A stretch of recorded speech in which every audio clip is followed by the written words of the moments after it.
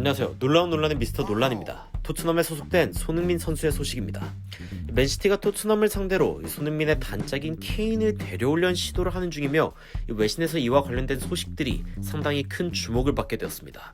하지만 정작 맨시티에 케인이 온다 해도 잘 적응할 수 있을지에 대해서는 의구심이 나타나고 있는 상황인데요.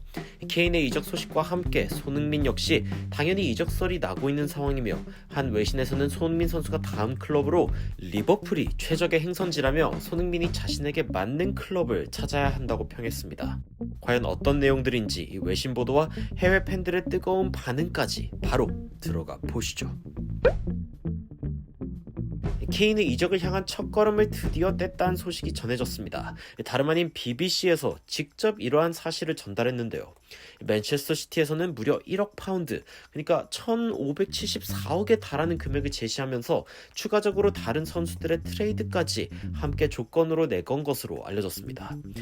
케인, 할랜드와 같은 톱 스트라이커들을 노리고 있는 펩 과르디올라 감독은 이번 여름에 최전방 스트라이커의 보강을 원하고 있는 상황인데요.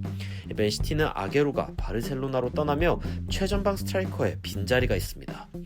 케인은 학생 시절부터 토트넘에서 자란 선수이지만 그럼에도 불구하고 이번 여름에 이적에 대해서 열린 마음이라며 많은 팬들의 궁금증을 자아냈는데요. 9월 1일 이적 시장이 닫히기 전까지 케인의 운명은 아직 알 수 없는 상황입니다.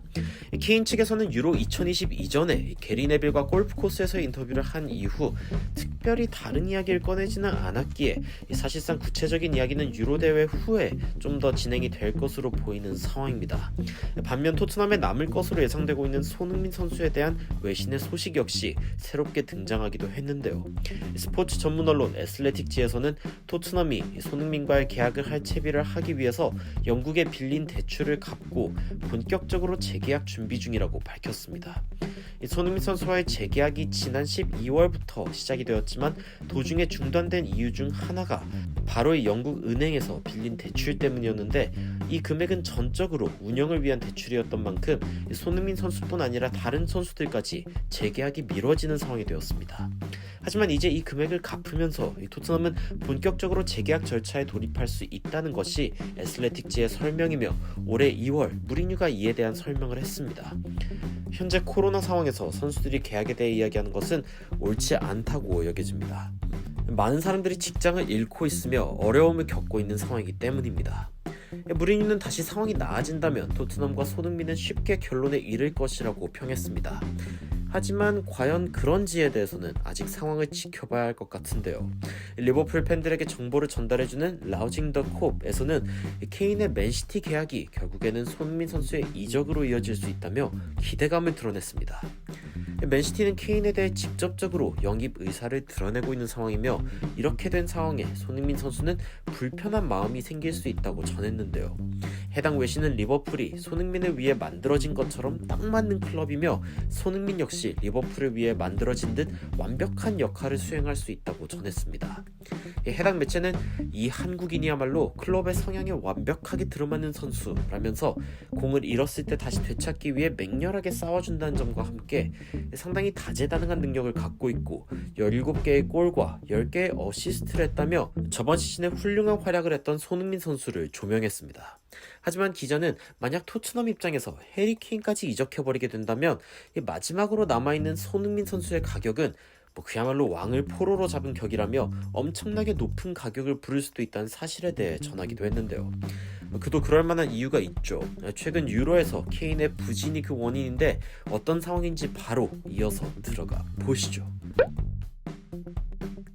토트넘 팬들이 잘 아는 줄임말 중 하나 바로 케업 손왕인데요. 케인이 없을 때는 손흥민이 왕이라는 말로 케인이 부상으로 빠져있을 때 손흥민 선수가 토트넘을 멱살 캐리하던 장면들에서 유래한 말이기도 합니다. 그런데 손업캐는 과연 무엇일까요? 유로에서 그 모양새가 드러나고 있는데요. 최근 영국은 스코틀랜드와의 경기에서 0대0 졸전을 벌이면서 최전방의 케인이 과연 좋은 선수인지에 대해 사람들의 재평가가 이루어지고 있는 상황입니다. 애슬레틱지에서는 케인에게서 No Impact, 임팩트가 없다고 호평했고 이 더선 역시 케인이 74분 만에 절망적인 퍼포먼스를 보여주고 교체당했다고 전했습니다. 케인이 보여주고 있는 모습들을 보고서 한 영국의 팬은 이렇게 이야기했습니다. 혹시 케인 아직 부상을 달고 뛰고 있나? 두 경기 모두 최악이었고 슈팅 정확도도 엉망, 팀원과의 연계도 정말 충격적이었어. 다음 경기에는 케인을 선발 출장시키면 안 돼. 그는 쉼이 필요한 것 같고 어차피 이적하려면 스스로를 팔기 위해 전시도 해놔야 될 거 아니야. 그는 지금 완전 똥을 싸지르고 있어. 이에 대해 해외 팬들의 반응이 상당히 충격적이었는데 다음과 같았습니다. 케인이 뛰는 걸 보면 단지 손흥민이 케인의 목까지 뛴다고 밖에 설명이 안 됐는데, 영국의 팬들은 과연 케인이 손흥민 없이 다음 클럽으로 가게 될 경우 어떤 활약을 보여줄 수 있을지에 대해 의문을 품고 있는 상황이 되어버렸습니다. 더 절망적인 사실은 케인과 함께 뛴 동료들이 맨시티의 포든과 스털링이란 점입니다.